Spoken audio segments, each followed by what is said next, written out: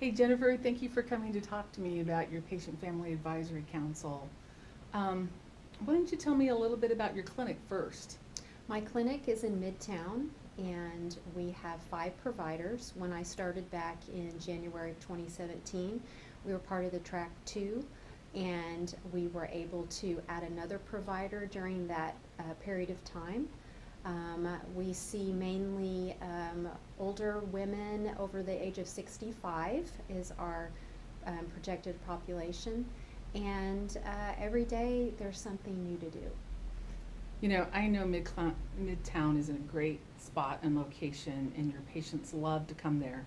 Can you tell me a little bit about your Patient Family Advisory Councils and how you've set those up? Sure. So we do call the Patient Family Advisory Council PFAC for short. Okay? And it is a meeting that is held at least 4 times a year now. When we started out, it was 2 times a year. Now we're doing at least 4 times a year. And it's a meeting where the patient and their families, the providers, the medical assistants, the office managers, various people from population health come together, and we meet and we talk about things that we need to address to make future office visits successful. Sometimes we have social workers there, registered dietitians, certified diabetes educators, and of course the nurse care manager. So, what are some of the topics you've discussed? We've talked about a lot of different things, all the way from can you add a coffee bar to the lobby, to why does it take so long to get a response from my provider. And because of these PFACs, we've been able to address the communication gaps between the front and back offices.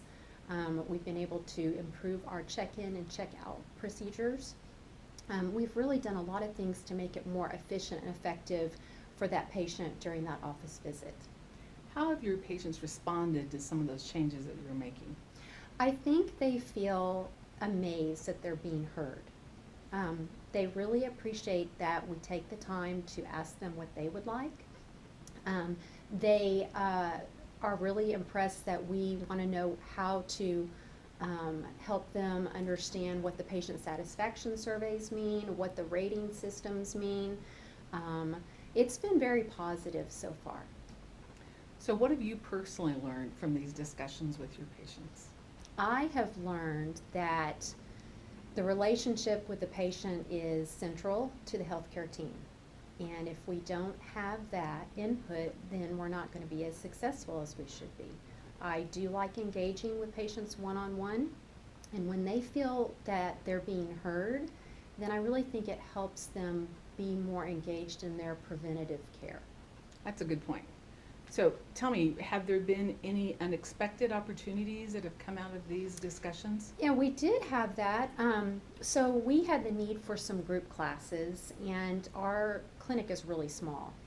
And we really can't hold group classes in our lobby. We tried that at one time. And so the idea had been, well, maybe you should partner with the local church, and they could have us host it in their gymnasium. And so we did. We have group diabetes education classes about every other month out at a local church, and it includes not only Utica Park Clinic employees, but, Utica Park Clinic patients, but also non-Utica Park Clinic patients and people from the local neighborhood. What kind of response did you get from the community members that decided to join? The community members were amazed that we would step outside the bounds of Utica Park Clinic. And I think that people are understanding that healthcare is more diverse and that we have to reach out into the community, and it's been really positive. We do local advertising with the church. They also have a new marquee that they have that has, it'll advertise if we have flu shots, which we're going to be doing upcoming in October. We're going to have a flu shot clinic with our group diabetes class. It's been really positive. People are paying attention and they're showing up. That's great. I like the showing up part. Have you done other things with your relationship with the church that have been positive toward getting information out to the community about various healthcare topics? We have. The need came up during one of our PFACs that we needed to talk more about caregiver strain with Alzheimer's. And so I contacted a lady with the local Alzheimer's Association. She came out and we had a patient education class at Yale Avenue Christian Church.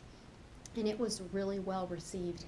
We were able to have Encompass Home Health come, and they were able to provide their information on what they do on home visits. And really, every time I get together with patients, it spurs the idea for the next thing. From that meeting, I was asked to go speak about population health at the Sapulpa Kiwanis Club. What a great opportunity to work with that civic organization completely outside of your geographic area. Yes. Okay. So what are the things you think for the future? What have you learned from your patients? What are your future plans for your PFAC?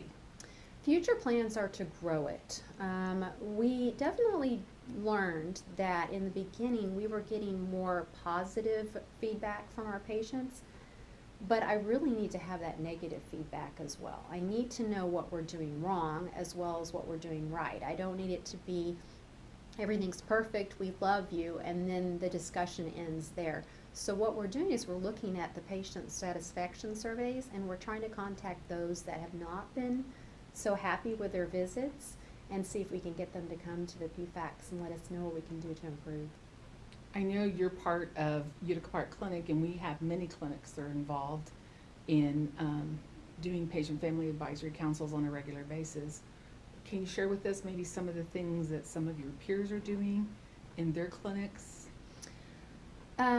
For example, do they always meet in the same location? Do they always meet in their clinics? Right. So you really have to use your own creativity as a care manager to decide what your local population needs for their PFAC meeting. So some will hold them during the work days with lunch or snacks. Some will hold them in the evenings at local restaurants. Just whatever you can come up with that fits your population. That's really where you get to enjoy your job and come together with these really interesting ideas to make their care better. So you shared there are a couple of people from your office that came and some of the people maybe from the population health department that come as well. How do you get that information back to maybe the medical assistants or the laboratory staff that don't always get to participate?